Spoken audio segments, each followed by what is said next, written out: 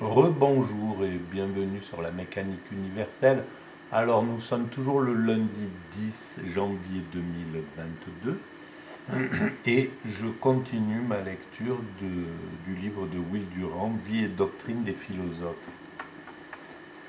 Je suis arrivé au chapitre 2 de la partie qui est consacrée à Francis Bacon, le nouvel organon.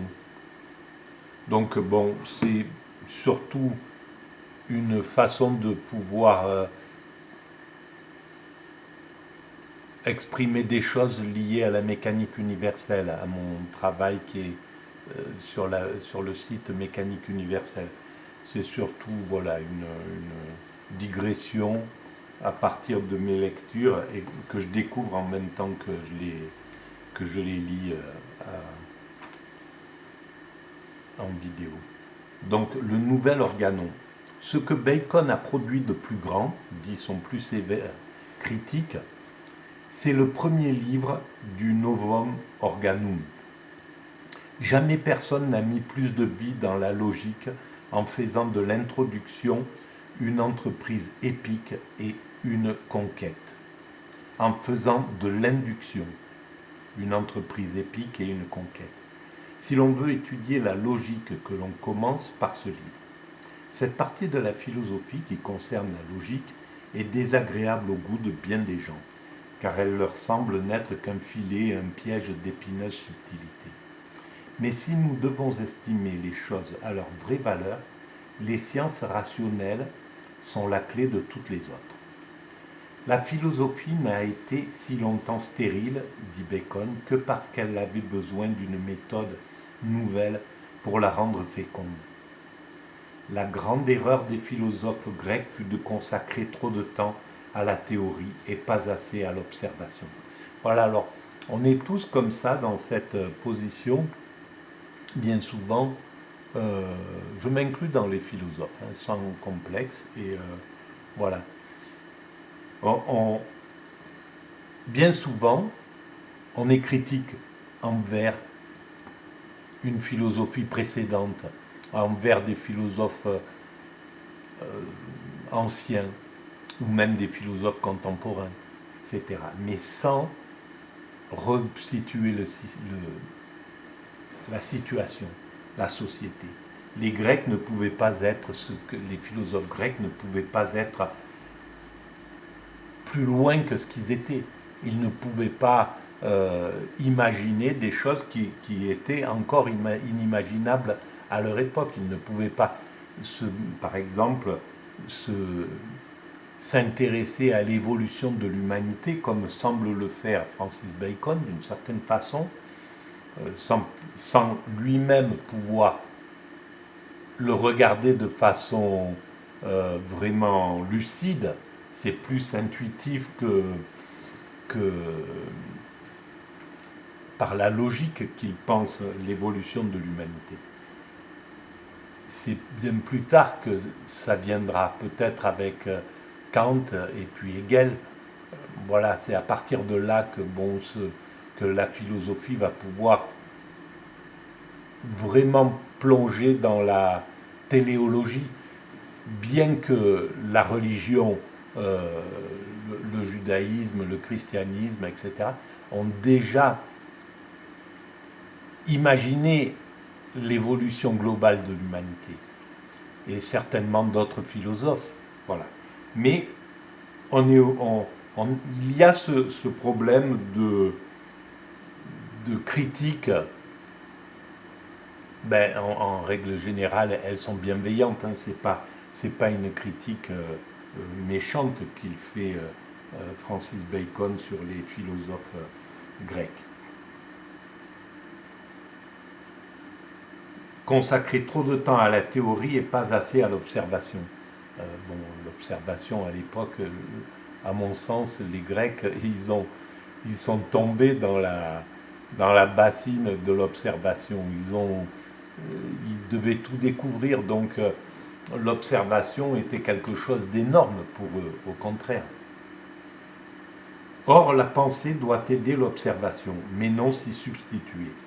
L'homme, dit le premier aphorisme du Novum Organum, comme pour défier toute métaphysique, l'homme en tant que ministre et interprète de la nature fait et comprend tout juste ce qui lui permettent ses observations sur l'ordre de la nature. Il ne sait ni ne peut rien de plus. Voilà ce qu'écrit Francis Bacon. Les prédécesseurs de Socrate étaient sur ce point plus judicieux que ses successeurs. Démocrite en particulier avait plus de nez pour les fêtes que d'œil pour les nuées. Rien d'étonnant que la philosophie ait fait si peu de progrès depuis Aristote. Elle s'est servie de méthodes, des méthodes d'Aristote. Vouloir dépasser Aristote en marchant à sa lumière, c'est croire qu'une lumière empruntée peut augmenter l'éclat de la source dont elle émane. Oh, ces phrases ça c'est les phrases de Francis Bacon qui sont quand même grandioses, il faut le dire. Mais par contre, je ne suis pas d'accord avec cette interprétation. Pas du tout. Je pense que la période... Et c'est pour ça que je pense Will Durant est passé directement d'Aristote à Francis Bacon sur cet ouvrage que je suis en train de déchiffrer avec vous, et en oubliant toute une série de philosophes intermédiaires et de la philosophie arabe, par exemple, la philosophie juive, du médiéval, la philosophie latine, les pics de la Mirandole, etc. C'était quand même très important au niveau philosophique. Ils étaient logés à une autre enseigne, dans un autre moment de l'humanité, qui était quand même beaucoup plus réduit au niveau scientifique et au niveau connaissance du monde aussi.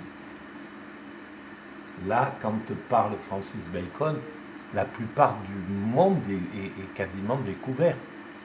L'Amérique est découvert. Voilà, ça c'est quelque chose qui est injuste parce que comme si l'Occident avait découvert un continent qui existait déjà depuis des dizaines de millénaires à la vie humaine. Il y avait déjà des sociétés organisées, etc. Donc c'est pas l'Occident qui a découvert l'Amérique. Voilà, on est rentré en relation avec l'Amérique. C'est tout, comme avec l'Afrique, on est rentré en relation avec l'Afrique. Mais on n'a pas découvert ces endroits, ils étaient découverts par les habitants depuis bien longtemps. Voilà.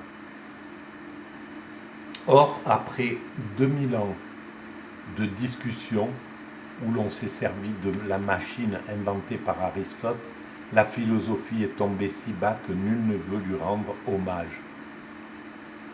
Toutes ces théories médiévales, ces théorèmes et ces disputes doivent être rejetées et oubliées pour se renouveler. La philosophie doit recommencer sur une page blanche avec un esprit purifié. Là, c'est l'exagération malheureusement de bien des philosophes, et on ne peut pas faire autrement. C'est valable pour l'art contemporain, pour l'art. Voilà, le mouvement le plus récent veut s'épanouir sur les cendres des mouvements précédents. Et voilà, il y a une sorte de... c'est le problème de l'adolescent qui rejette le père, quoi, pour se construire. Donc il y a cette chose-là. Mais une fois qu'on a dépassé cette vision basique, on se rend compte à quel point on est les enfants de tout ce qui nous a précédés. Et en philosophie, Bacon, c'est le fils de toute cette philosophie. Sans cette philosophie, il ne serait rien. Donc, c'est même pas la peine d'épiloguer là-dessous. Il est le résultat de la philosophie grecque, de la philosophie médiévale, etc. Donc, la première chose à faire, c'est d'expurger l'intellect. Nous devons devenir comme de petits enfants, ignorant les mots en isme et les abstractions. Voilà, alors, de la docte ignorance, c'était quelques siècles avant lui. Libérés de tout préjugé et de toute idée préconçue. Il nous faut détruire les idoles de l'esprit. Une idole au sens où Bacon emploie ce mot, peut-être sous l'influence de la condamnation par le protestantisme du culte des images, est une peinture prise pour la réalité, une pensée prise à tort pour une chose. Platon en parle dans la caverne. Toutes nos erreurs proviennent de là. Et le premier problème de la logique, c'est d'indiquer et de réprimer les causes de ces erreurs. Bacon procède alors à une analyse des sophismes justement célèbres. Personne, dit Condillac, n'a mieux connu que Bacon les causes de l'erreur humaine. Alors oui, on doit travailler sur les erreurs des philosophes précédents, de ce qui nous paraît être erreur, qui n'est pas des erreurs, c'est un morceau de l'édifice, de la construction. C'est une étape, c'est un escalier, voilà. Mais il le faut. On ne peut pas mettre le deuxième escalier sans le premier, sans la première marche. C'est impossible.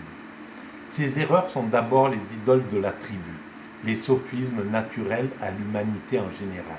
Il est faux d'affirmer, d'après la thèse de Protagoras, l'homme est la mesure de toutes choses, que le sens humain est la règle des choses. Au contraire, toutes les perceptions, soit des sens, soit de l'esprit, se rapportent à l'homme et non à l'univers. Oui, c'est vrai. Et l'esprit, pour l'instant, tant qu'on ne sait pas s'il existe d'autres civilisations, d'autres, etc. Tant qu'on pense qu'on est le point conscient de l'univers, eh ben, on doit penser comme ça. Et l'esprit humain ressemble à ces miroirs inégaux qui communiquent aux différents objets leurs propriétés, les tordent et les défigurent. Nos pensées sont notre image plutôt que celle de leurs objets. Par exemple, l'entendement humain, écrit-il, de par sa nature particulière, suppose aisément plus d'ordre et de régularité dans les choses qu'il n'en trouve en fait. D'où la fiction que tous les corps célestes se meuvent en cercle parfait. Une proposition, une fois posée, alors là, c'est ce qu'écrit, c'est une citation donc de Francis Bacon. Une proposition, une fois posée, soit en vertu du consentement et de la croyance générale, soit en vertu de la satisfaction qu'elle offre, l'entendement humain force tout le reste à lui apporter un appui et une confirmation nouvelle. Et bien que de très fortes et très nombreuses preuves du contraire puissent exister, ou bien il ne les remarque pas, ou il les méprise, ou bien il s'en débarrasse et les rejette au moyen d'une distinction, avec une violente et injurieuse prévention, plutôt que de sacrifier l'autorité de ses premières conclusions. Ce fut une bonne réponse que celle de cet homme à qui l'on montrait dans un temple des tablettes votives suspendues par des gens qui avaient échappé au naufrage, comme on le pressait de reconnaître la puissance des dieux. Mais où sont, dit-il, les portraits de ceux qui, malgré leurs vœux, ont trouvé la mort?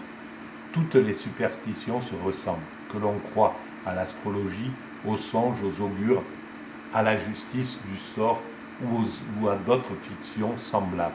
L'illusion est toujours la même. On ne retient que les faits, on s'en vérifie, ou sait vérifier la prévision, et l'on néglige ou l'on omet de relever les démentis qui sont pourtant plus connus. Je pense que oui, je pense comme lui, c'est vrai. Sauf que, eh ben, on ne peut pas non plus rejeter d'un revers de manche l'astrologie, les songes, les augures, etc. Parce que c'est aussi des sciences non exactes, mais qui un jour peut-être auront quelque chose de très important à apporter à l'humanité. Ont eu déjà des choses importantes, mais peut-être qu'elles seront réhabilitées. Après avoir d'abord résolu la question dans le sens de son désir, l'homme recourt ensuite à l'expérience. Il soumet l'expérience à son bon plaisir et l'entraîne après lui, telle une captive en un cortège, écrit Bacon. Bref, écrit-il encore, l'entendement humain n'est pas pure lumière, il se laisse pénétrer par la volonté et les sentiments. De là des sciences que l'on peut appeler sciences de l'arbitraire. Car plus un homme souhaite qu'une chose soit vraie, plus il la croit aisément. N'est-ce pas exact rajoute donc William. Bien sûr que c'est exact. Et là, les réseaux sociaux le montrent et toute ma théorie le montre aussi. Je suis aussi sous cette autorité de souhaiter qu'une chose soit vraie, conforme à ce que je pense. À ce sujet, Bacon donne un précieux conseil. En général, dit-il, tout homme qui étudie la nature doit prendre ceci pour règle. Tenir pour suspect tout ce que son esprit fixe et saisit avec particulière satisfaction, et avoir d'autant plus souci en traitant de telles questions de maintenir l'entendement clair et impartial. Il ne faut pas laisser l'entendement sauter et voler des faits particuliers aux axiomes les plus éloignés et les plus généraux.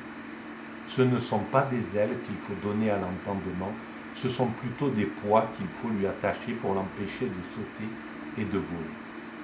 L'imagination peut être le plus grand ennemi de l'intelligence, alors qu'elle ne devrait être que son instrument d'essai et d'expérience. Eh bien, il m'engueulerait alors de savoir que je parle qu'avec imagination, avec un minimum de connaissances sûres et certaines et établies, aucune propension scientifique, philosophique, etc. Et que c'est surtout l'imagination qui fait mon travail. Voilà, alors après, bon, peut-être que c'est pas bon, mais peut-être que ça apporte quelque chose aussi à l'humanité. Une seconde classe d'erreurs est celle que Bacon appelle les idées de la caverne. Ce sont les erreurs propres à l'homme individuel. Car chacun a sa caverne ou son antre qui réfracte et décompose la lumière de la nature. Il était vraiment très psychologue, ce cher Bacon. Bacon entend par là le caractère de chaque individu tel qu'il résulte de sa nature et de son éducation, de son humeur ou de sa constitution physique et mentale. Certains esprits, par exemple, sont organisés pour l'analyse. Ils ne voient partout que des différences. D'autres sont faits pour la synthèse. Ils ne perçoivent que des ressemblances et des analogies. C'est mon cas. Nous avons ainsi d'un côté le savant et le peintre, et de l'autre le poète et le philosophe. D'autre part, il en est qui sont portés à une admiration sans réserve pour l'Antiquité, tandis que d'autres sont impatients de nouveautés. Un petit nombre seulement est capable de garder le juste milieu, en évitant à la fois de rejeter ce que les anciens ont correctement établi et de mépriser les heureuses innovations des modernes. Voilà, qui est bien dit. Et lui, il fait partie sans doute de ces centristes, de ces centraux. Mais voilà, c'est sa position. Il faut des deux côtés. Il faut voilà. De toute manière, chacun est fondamental, que ce soit dans l'humanité ou en philosophie, ou en science. Chacun amène sa chose. Et même ce qui est faux, ce qu'on peut estimer faux, amène sa vérité et quelque chose à l'édifice. La vérité ne connaît aucun parti. Voici en troisième lieu les idoles du marché, celles que suscite le commerce et l'association entre hommes, car les hommes conversent par le moyen du langage, mais les mots sont imposés conformément à l'intelligence de la foule, et et inepte formation des mots créés à la pensée un prodigieux obstacle. Les philosophes dispensent des infinis avec la tranquille assurance des grammairiens maniant des infinis. Et cependant, personne sait-il ce qu'est l'infini, ou s'il a même pris la précaution d'exister. Les philosophes parlent de première cause non causée, ou de premier moteur non nu. Mais tout cela n'est-il pas verbiage destiné à cacher la pure ignorance et indiquant, peut-être, chez celui qui l'emploie, une conscience coupable? Alors là, je ne suis pas d'accord. C'est aussi important de penser qu'il y a, par exemple, un moteur non nu, une cause première, Dieu, en somme, que on puisse penser qu'il n'y a rien, que ça soit, que ne rien penser à ce sujet, que partir que du mécanique, que de la phénoménologie, que de la science, que de quelque chose de pragmatique. Je pense que c'est aussi injuste, philosophiquement parlant et scientifiquement parlant. Voilà, à mon sens, c'est aussi coupable. Tout esprit clair et de bonne foi sait qu'aucune cause ne peut être sans cause, ni aucun moteur immobile. Ben voilà, par exemple. Donc, on le sait. Alors, c'est important de le dire. Mais après, qu'on décrive quelque chose d'important, ou qu'on dise que c'est ça, que c'est sûr que c'est ça, que ça soit une certitude, tant que la science ne vient pas dire qu'il y a effectivement un moteur immobile avant la mobilité, avant le mouvement, eh ben on peut que le supposer. Peut-être la grande reconstruction en philosophie doit-elle consister simplement dans la répression du mensonge. Des mots un peu durs quand même, hein, parce que mensonge, ça fait beaucoup. Enfin, il est des idoles qu'on établit dans l'esprit humain, qu'ont établi dans l'esprit humain les différents dogmes des philosophes et aussi de fausses lois de démonstration. Celles-ci, je les appelle idoles du théâtre. Donc c'est les troisièmes idoles. Parce qu'à mon sens, à mon jugement, tous les systèmes de philosophie reçus ne sont qu'autant de pièces de théâtre qui représentent le monde de leur création de façon irréelle et d'après les lois de la scène. Et dans les pièces du théâtre philosophique, on peut observer la même chose que dans les théâtres des poètes. C'est que les fables inventées pour la scène sont plus compactes et plus élégantes, représentent mieux les faits selon nos désirs que les récits véridiques de l'histoire. Le monde tel que le décrit Platon n'est qu'un monde construit par Platon et nous offre l'image de Platon plutôt que celle du monde. Oui, c'est vrai, et bien sûr, c'est ce qui amènera la science à une réflexion beaucoup plus pointue de la philosophie et de la science, qui ont été très très importantes. Mais je pense qu'on en a fait peut-être le tour, et que maintenant on peut sortir de ce pragmatisme absolu. Nous n'irons jamais très loin sur le chemin de la vérité si ces idoles continuent à faire trébucher à chaque pas les meilleurs d'entre nous. Il nous faut de nouveaux modèles de raisonnement. L'intelligence a besoin de nouveaux outils. Il reprend. Et de même que les immenses régions des Indes occidentales n'auraient jamais été découvertes si l'usage de la boussole n'avait été d'abord connu, il ne faut pas du tout s'étonner que la découverte et le progrès des arts ne soient pas plus avancés, puisque l'art d'inventer et de découvrir reste jusqu'alors inconnu.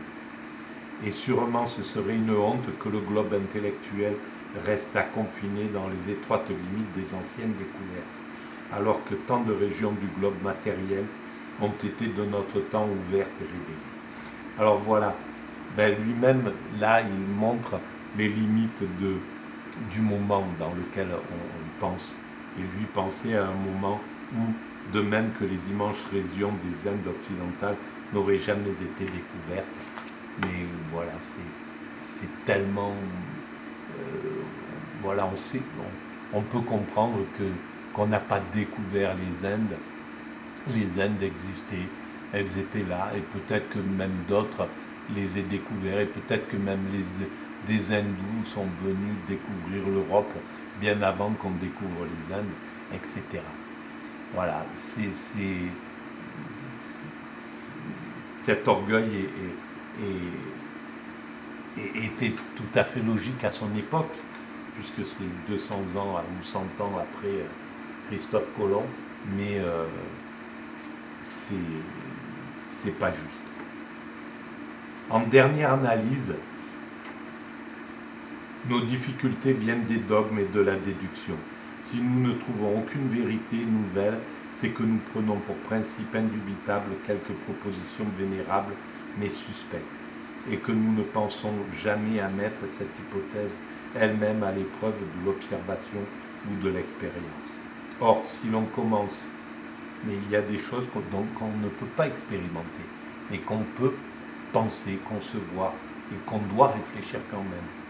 Or, si l'on commence par des certitudes, on finira par des doutes. Mais si l'on se contente de commencer par des doutes, on finira par des certitudes. Pas sûr. Hélas, ce n'est pas tout à fait inévitable. D'ailleurs, rajoute Will Durant. Nous saisissons dans cette phrase une caractéristique essentielle de la philosophie moderne dans sa jeunesse, le premier article de sa charte. Descartes devait bientôt parler, lui aussi, de la nécessité du doute méthodique et de l'affranchissement prérequis à toute pensée sincère. Ah, alors Descartes viendrait après Bacon, tiens, c'est curieux. Ça, c'est intéressant à savoir. Pourquoi? Alors pourquoi il aurait peut-être que Will Durant a pris Bacon plutôt que Descartes parce qu'il était plus en avant. Bon, voilà, c'est à savoir.